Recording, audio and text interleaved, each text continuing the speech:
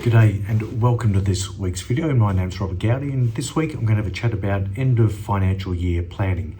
So it's early in the piece, but I think planning early is the way to go, and we definitely don't need to have that rush right at the end of June each year, which I used to have many years ago.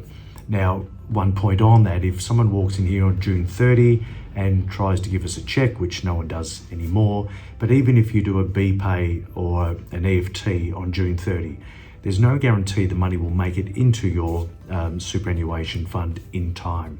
So the money has to be physically in your superannuation fund this financial year. If it's not there, then you won't get the co-contributions, you won't get the concessional contribution tax savings. So just one to be aware of.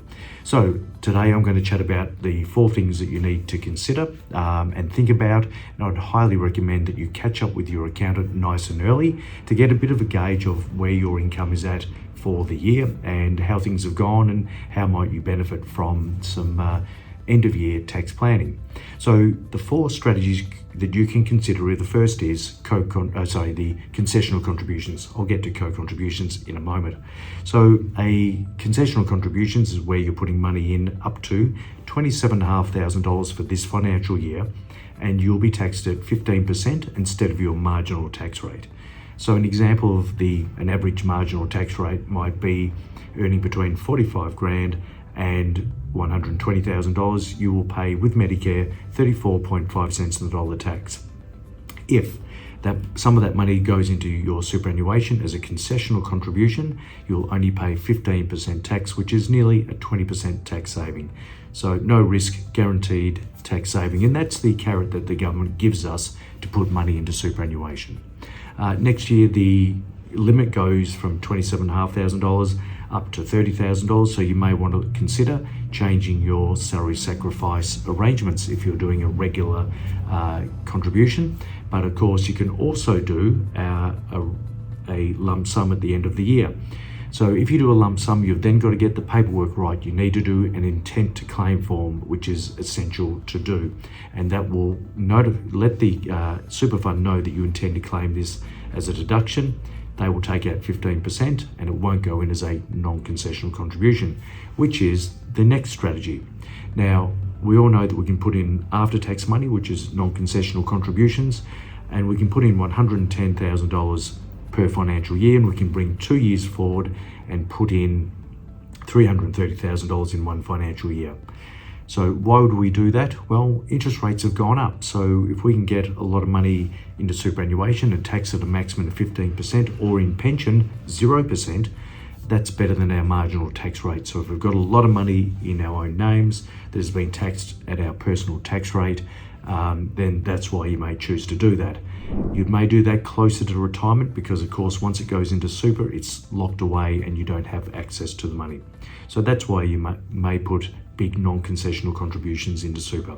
Then there is the co-contribution. So if you are earning less than $58,000, 400 or thereabouts, you will be eligible for some type of contribution via a co-contribution from the government.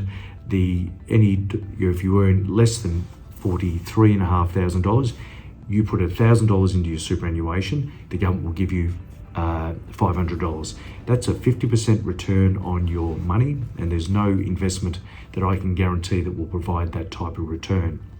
So it phases out at the $58,400, and you get the full amount under the 43.5 figure. You do need to have earned 10% or more of your income from an employed working partnership arrangement rather than passive assets or trust distributions or passive investment. So there's the 10% income test as well. So that is well worth doing for the parents and the grandparents out there.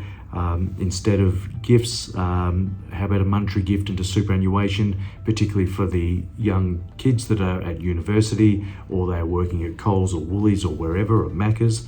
They're not earning much. Make sure they do a tax return and make sure you make a contribution before the end of the financial year.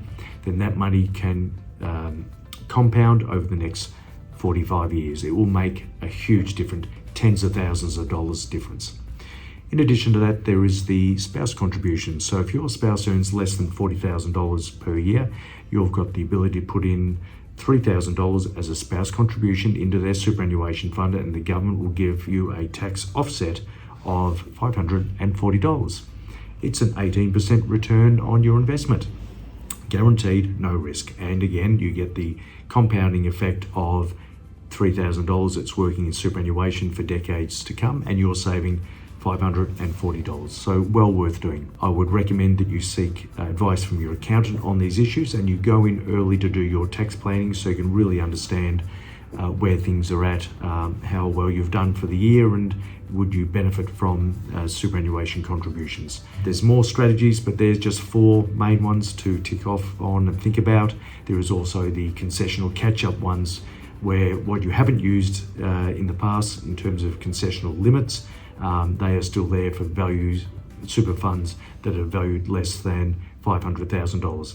Lots of rules, lots of complexities, but seek advice, seek early advice so you're on top of this stuff. Please know this is general advice only, but thank you for listening, and we'll catch you next week. See ya.